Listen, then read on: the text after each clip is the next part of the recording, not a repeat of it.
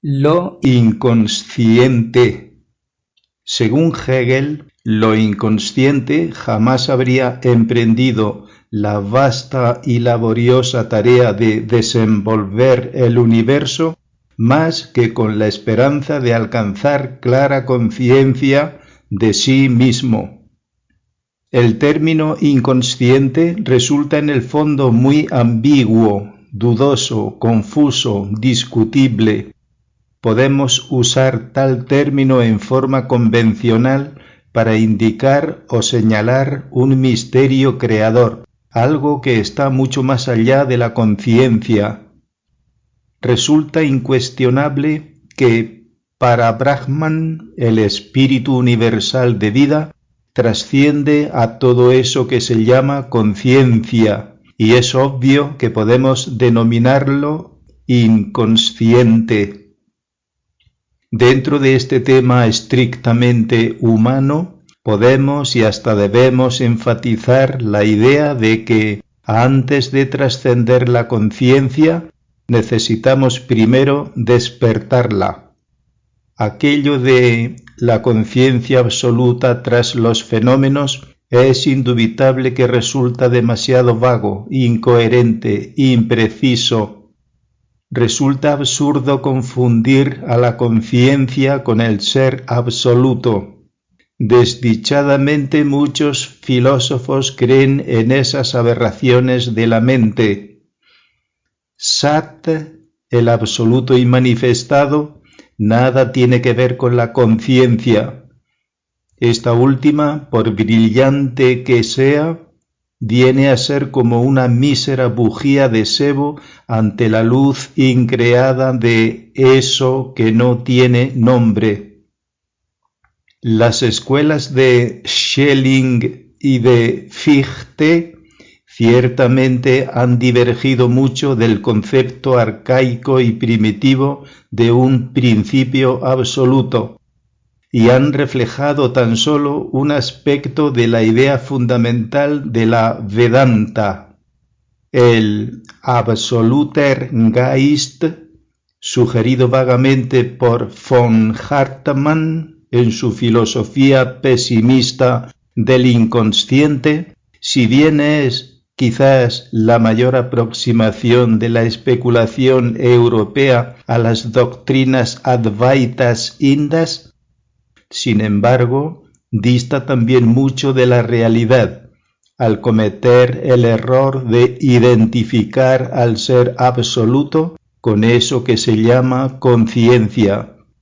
El bípedo humano, o mejor dijéramos, el homúnculo ese equivocadamente llamado hombre, incapaz de formar un solo concepto a no ser relativo a fenómenos completamente empíricos, es impotente, a causa de su constitución estrictamente intelectual y animal, para levantar siquiera una punta del velo que cubre la majestad del espacio abstracto absoluto. La conciencia cósmica, el gran alaya del universo, debe despertar en cada ser humano. Empero, hacemos hincapié en la necesidad de no confundir conciencia con absoluto. Lo finito no puede concebir lo infinito, ni puede aplicarse su propia clase de experiencias mentales.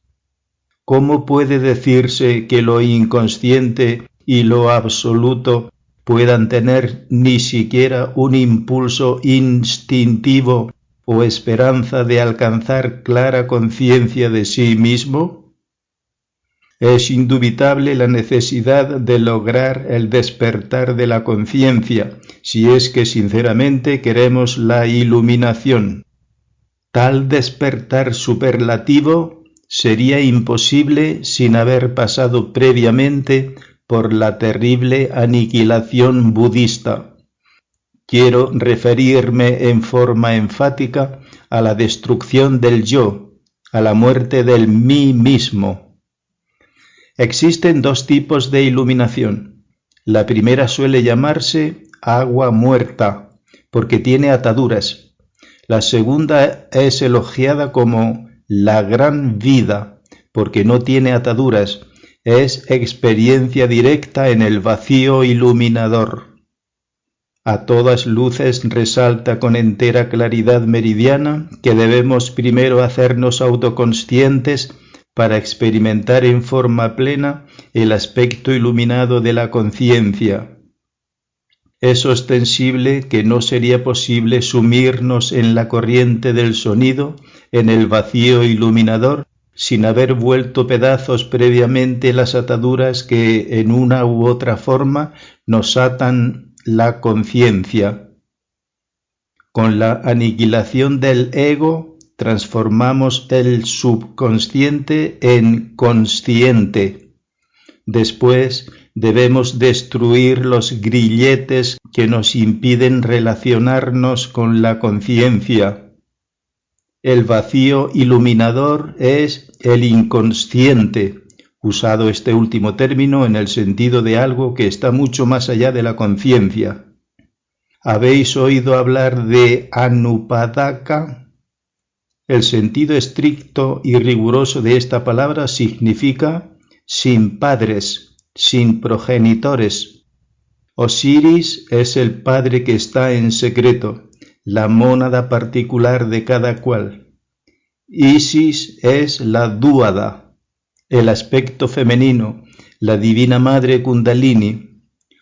Horus es el íntimo, nuestro espíritu divino, la tríada.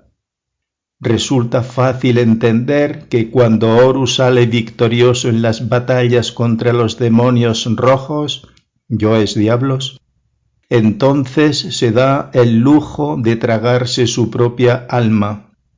Después del banquete viene lo mejor, padre, madre e hijo. Osiris, Isis y Horus, tres divinos fuegos con alma diamante, se mezclan, fusionan e integran para formar una sola llama, un Anupadaka. El Señor oculto, el sumido en el absoluto dentro de la inagotable e inconcebible felicidad, el Anupadaka no puede tener padres, puesto que es existente por sí mismo y uno con el espíritu universal de vida.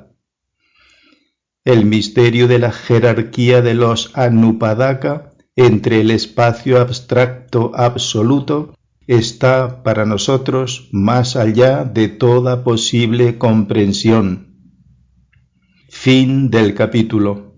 Samael Aun Weor, 1969. Mi regreso al Tíbet. Capítulo 28.